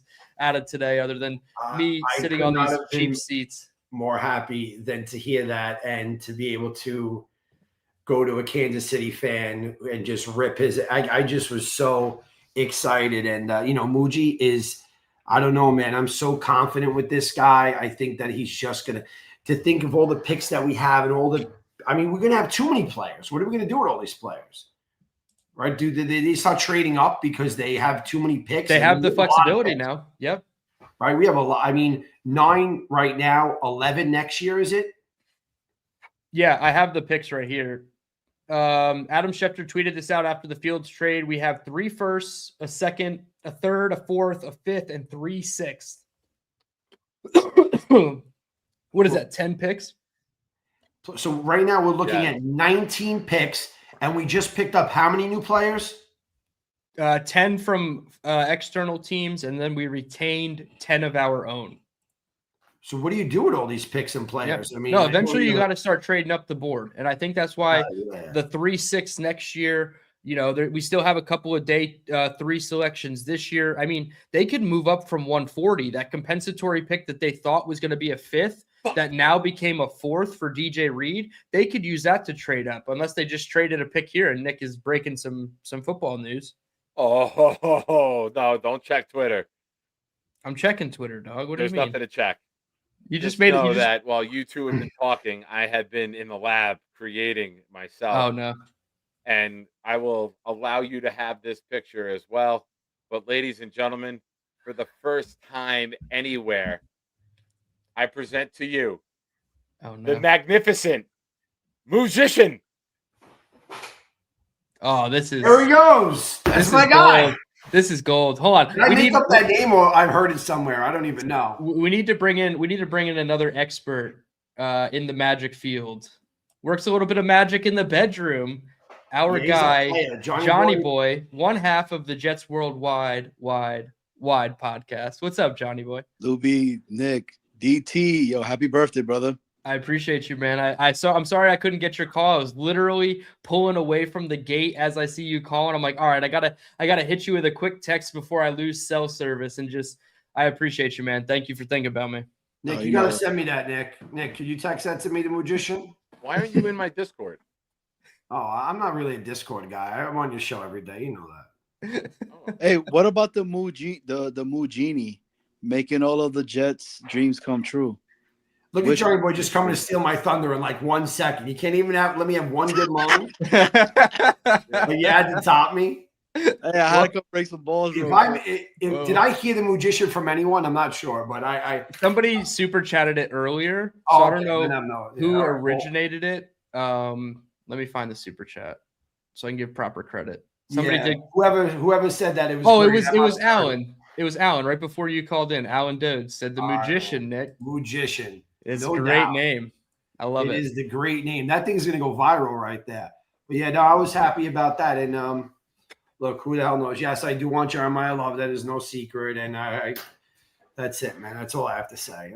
I'm not even going to get into it. I don't like upsetting people. Nick doesn't want to hear it no more. No Jets podcast from here to.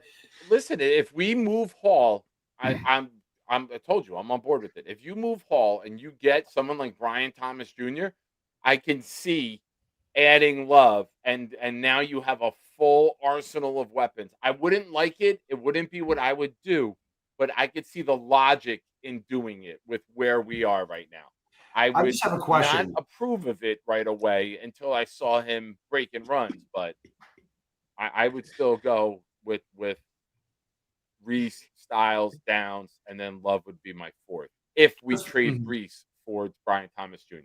Question, guys. Why are the Giants so much of a better team than us? I guess this is what they're saying.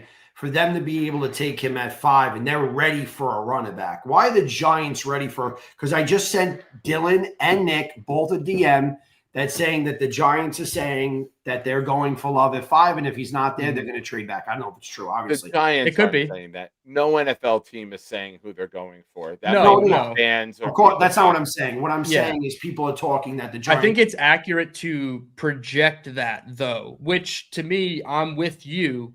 They're not on that timeline as a team that says, let's take a running back in the top 5. To me, that doesn't make sense, especially when you can get a Carnell Tate, pair him up with Malik Neighbors, Isaiah Likely, Carnell Tate.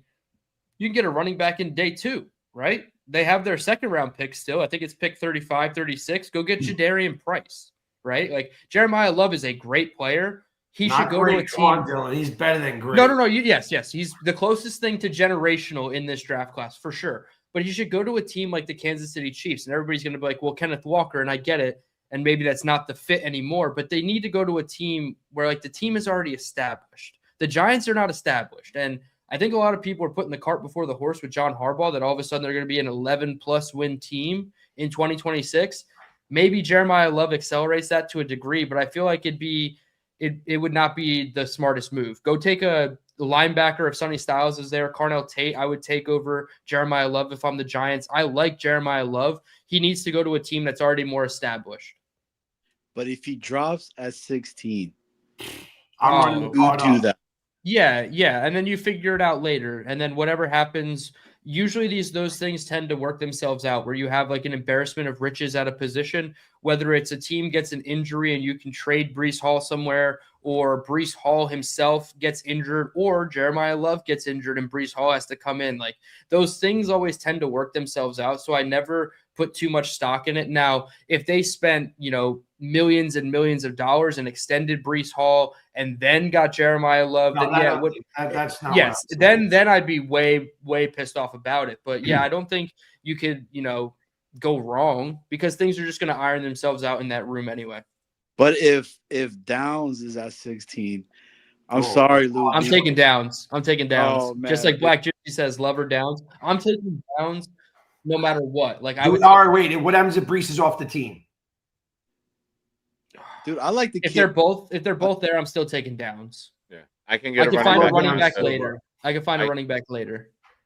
Because you know what Lou B is the kid from Chicago, the kid that oh, what I'm wearing? Oh, I'm cold, bro. It's brick over here, dude. It's my Jets. Like a Snuggie. Yeah, man. So, Hell yeah. Shit's I love it.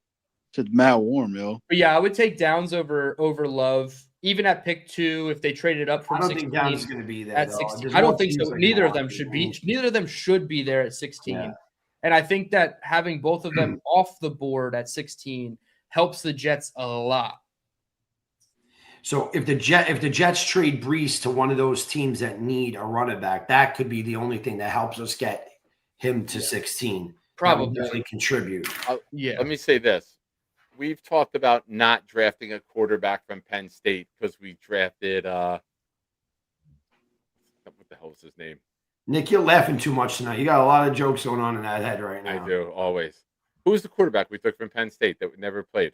Hackenberg. We talked about not drafting an edge from Ohio State because we drafted Vernon Golston. Are we going to take a running back at 2? Last time we took a running back at 2 was Blair Thomas. So, like, if we're going to go and say we can't do things because bad things have happened before, we do have to add that in. We wouldn't make any moves if we did it based on the fact that bad things happened before. We'd trade all our picks away. We would just sit there like the Vikings and let everyone leave. And let the clock go. We're not comfortable at the draft. There's too much risk here. Hold on. We need to take a calculated approach. What's up, Johnny boy? What you got? Who's that running back from Washington that we kept talking about? That he's like a bowling ball, dude. He reminds me of coming out of this draft, Jonah Coleman. Yeah. Dude, so he's the weirdest evaluation. I haven't done like a full tape study. He was supposed to be at Senior Bowl. He ended up not going. Going into that week of like all-star events, like 3 weeks before the combine, I thought he was like a round 2, round 3 pick. And in a lot of the simulators, that was the sweet spot that you were getting him. Coming out of the combine, he was undraftable in a lot of these mock draft simulators. So I have no idea what Jonah Coleman's range is. But in the little bit that I watched of him before when I thought he was going to Senior Bowl, I was like, okay, this might be one of the better running backs in the group at Mobile. And then it ended up being, in my opinion, Mike Washington, the Arkansas running back. But I'm so confused on where to place Jonah Coleman that, like, if he's a top 50 pick, I'm not surprised. If he's in like pick 130, I wouldn't be surprised either. He has such a wide range of outcomes right now on these mock drafts. Also, the kid from Indiana, Black, that went to JMU. From JMU, then it went to Indiana. Yeah, that dude just had a visit with him. He's a Virginia Beach kid, man. Kid played for Salem High School out here, broke almost every record in the state over here. That kid he's been a dog for every day, man. So they did a 30 visit with him, which means that they kind of prioritize their 30 visits because you only get so many. You don't get 30 of them, but they call them top 30 visits. So they've only used 2 of them so far. Keelan Black, the running back from Indiana, was one of them. So I definitely think they had a kid from Missouri in too, an edge rusher from Missouri. From Tennessee, that was the second one. Tyree West or Tyer West. He was another 30 visit from Tennessee. I think that was one that you asked me about, Nick. Yeah. I have to do a little bit of research on him, but only 2 30 visits, and Keelan Black was one of them. They're going to add a day 3 running back to this room and have 4 guys going into camp with Braylon coming off the leg injury until he's fully healthy. They re-signed Nwangu too, and he was running back reps. As a 4, he's not bad to have as a 4. 100%. But if you're going to be using him on special teams, you probably want another 4, because you don't want to run him out in August in the 4th quarter of a preseason game when he's supposed to be a special teams guy for you. So, can I ask you guys a question real quick? What you got? You just did. Pick another one. So the AZ Thomas conversation, like, why is he not getting any kind of love? Like, I feel like a lot of people are forgetting that we have AZ Thomas because of the injuries. Not getting love? What do you mean by that? Everybody is like, it's Stevens and then this new rookie that they're wanting to get whoever it is. And it's like AZ Thomas has never been a Jet or anything like that at all. I mean, he has a very small sample size. This regime did draft him, so he will get every opportunity to earn the spot. But I don't think that he overwhelmed and wowed enough in year 1 to just be written in Sharpie and solidified as a starting corner. I think you bring in other players. We didn't get any interceptions. So you're going to bring in competition and you're going to put the best guys out there. So it's not about him not getting love. It's about finding the best guys for the job. And if he ends up being the best guy, he's the best guy. But I don't think Aaron Glenn is in a position where he can't have allegiances based off of who they drafted. He's got to put the best goddamn guys out there or else he won't be out there. Yeah, don't do the Joe Douglas thing and get married to your draft picks and keep them on the roster for too long. Bring in competition. I mean, AZ had a fine rookie year. He battled some injuries. He was never healthy from the shoulder injury he sustained in camp. It was the same one that ended his season, but he did almost have the most acrobatic interception he stepped out of bounds right before coming in regaining footing in bounds and coming away with the pick. But yeah, I don't think they want to guarantee any spot on the roster right now. And I feel like they're already doing it a little bit with Geno Smith. We'll see who the quarterback 2 is. And I hope they don't do that same mistake again at quarterback. But yeah, AZ Thomas to me is somebody who go compete with Nashawn Wright. And if you look better in camp, which I think he should, then absolutely go out there and be the starter opposite Stevens. And that's what I'm saying in regards to that, because, you know, everybody now is like Nashawn Wright. Nashawn Wright is the clear day one cornerback 2, you know, and I'm just I mean, he only got 1 year, $5 million.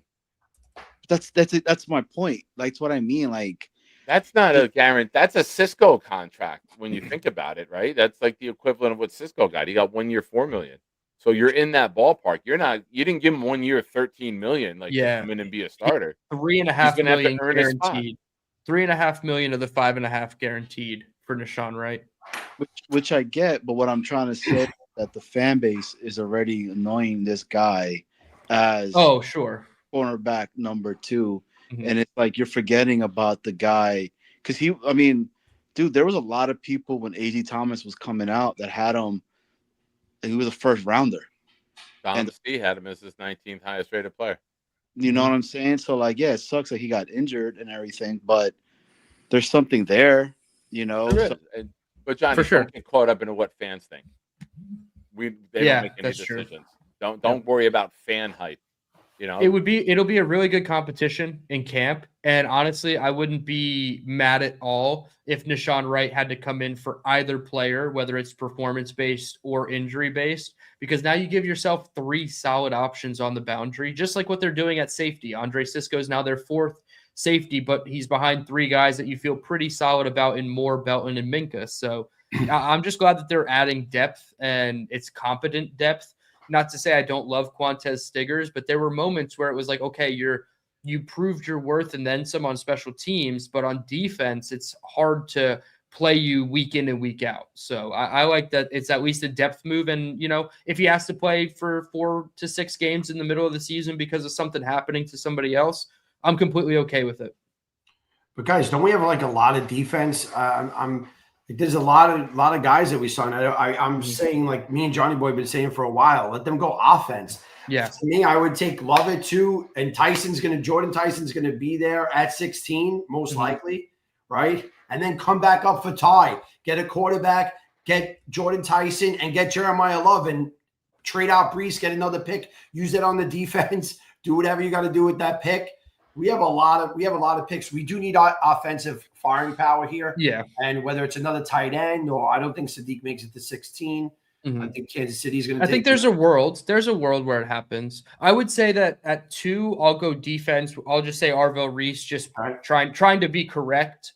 Arvell Reese, 16, 33, and 44. You will have no anger from me if they go offense 3 times. I don't care if it's wide receiver or tight end at 33 or 44. I know Eli Stowers was a pick that Dom C guest mocked for the Jets at 44, and he's a really good player out of Vanderbilt. I wouldn't take the person who threw him all those passes, but I would take Eli Stowers out of Vanderbilt at 44. You get a wide receiver at 16, whether it's a Tyson or a Lemon who falls, because people think, you know, Mekhi Lemon talks to the devil the way he looks at media cameras for some reason. The stuff around Mekhi Lemon to me is so weird. Like, he's a first-round talent, and just go by what the film tells you. And if there were multiple teams that came out and publicly said we had bad meetings with him, that'd be one thing. But it's all media-driven with the way he conducted himself at the podium with Mekhi Lemon. So take him there, and then at 33, go get a Basantis or a Pregnon at guard, and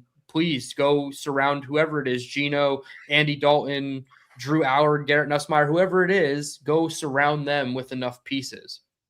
Where do you think like Ted Hurst goes, and Zachariah Branch and some of those other like stud guys from the combine? Do they make it to 44?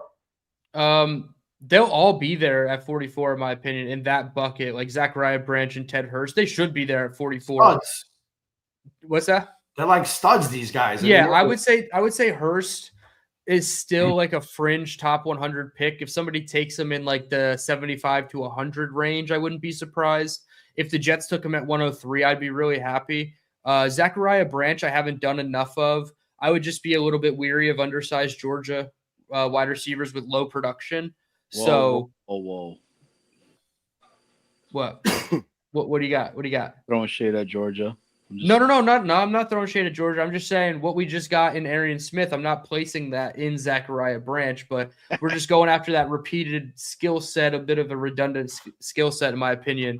I would prefer them go after a taller wide receiver if I had my, if it's not a Mekhi Lemon or a Omar Cooper Jr. at the top of the draft. I'd prefer like a Ted Hurst who can give you 6'2" route running ability, separation ability, like a Romeo Doubs type would have in free agency. So I would say 4th round for those guys just to be safe. But if they go in the 3rd, I wouldn't be surprised because players 25 to 85 are going to be scattered across everybody's board, and you're going to see so much differing in opinions on some of these players. Give me Kobe Young, 6'5", 200 and I think like 40 something, and can still run a pretty fast. He's the other 40. Georgia guy, right? Yep. And like nobody's talking about the kid.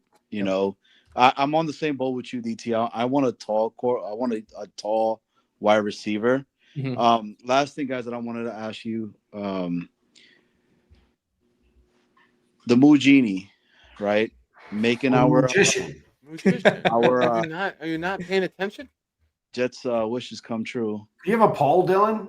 Mougey magician. I'm not going to start it right now, but that'll have to be a future poll because we only got a couple minutes left. The next Strady polls. Yes. What would be the move that you would be like, this is a master class in GM? Like, this guy is doing something that we've never done. I think for me, it would be Sherwood gets traded and we get like a 3rd. Okay. Yeah. And then they take that salary itself. Can it happen? Is it possible? What would that look like? And then you'd probably have to take the contract to get the 3rd. But if they did both, oh my goodness, build the statue for Mougey right now. I would say for me, my one move that he could still do is somehow turn pick 103 or 140 into Brian Thomas Jr. And I was pumping out like, 44 might get it done for Brian Thomas Jr. But if you could do it for 103 or 140, I'm 100% on board. And I'll go out there and start making the plans with the sculptor outside MetLife for what the Magician or Mougey, which one it's going to say on the plaque. Perfect segue right now. If you can put up the image that I shared again for those that may have missed it earlier. Okay. And I have. This is incredible. This is my guy. This is my I see it's a little updated here. Yeah, I changed the logo. I got the logo added to it. But now we're also going to have this one, the Magical Mougey, sent to me by the big fella. Look at them guns, bro. Guns are amazing. He's a former quarterback, man. He's got a workout regimen. Nicely done, big fella. And then Snowball sent me this one, the Magical Mougey. That's hilarious. Ooh. Hey, we like it. Mougey, baby. You got to rub one out. Oh, that'd be good. It's always sexual when it comes to Johnny Boy, bro. It's always got and then he leaves. He hits us with a rub one out and then had to leave. He enticed his freaky too much. Self-inflicted freaky. Happy birthday, Dylan. Nick, please send me the those pictures so I can circulate them to my chats. Lou, I you're tweeted the man. The one I created. It's are you on Twitter? X, whatever the hell it's called. Just text it to me, Nick. Stop making my life difficult. Just text it to me, please. Oh, I wanted you to retweet it to your people. That's all. I'm trying to promote. I wake up in the morning and sometimes it's my first text. I wake up and it's like Nick Shine. I'm like, what the fuck happened? At least it's not Nick Shine's toe. So those of you that would get texts from me like 11 o'clock in the morning, just know that was my wake up text when I was working 2:30 to 11 p.m. Now I work 8:30 to 5. Like, I will share my thoughts. It's on you if your phone hanger's on. That's I have my phone on silent, so you can text me anytime. Yep. Lou, I appreciate you being a part of the birthday call-in show. Thank you so much, man. You got it. Later, dudes. Later, buddy. All right, Nick. I did it. You said you only had till 9:15, and I squeezed 9:40 out of you because you are a very good friend. And that's what good friends do. They keep each other doing the fun stuff a little bit longer. So, Nick, thank you so much for hopping in. please promote your show before we get out of here. Yeah, for those of you that have not yet, I'll drop it again. The Nick Shine Show. We got a fun week ahead. On Thursday night at 7 p.m., myself, Dylan, the Buffalo Jet fan, and Dom C on my channel, we will be doing a full mock, every team from pick 1 to pick 44. And the way it'll work out, Dom is aligning it now for us. Each one of us will get one of the Jets picks. So we'll do our best to entertain you with our commentary, and make sure you're there. The Nick Shine Show. I'll be on tomorrow night, probably 8 or 8:30 after I get out of work. I got to work 12 hours again. And then Sunday nights is the flagship show, 8 p.m. Sunday nights. And yeah, support Dylan. Happy birthday, my friend. I love you, buddy. I know we bust balls a lot. And I'm going to make this joke. I didn't want to do it earlier, but I'm doing it now. Curtis Martin's signature is so good. It's almost as if it was signed by an auto pen. I'm out, everyone. Have a good night.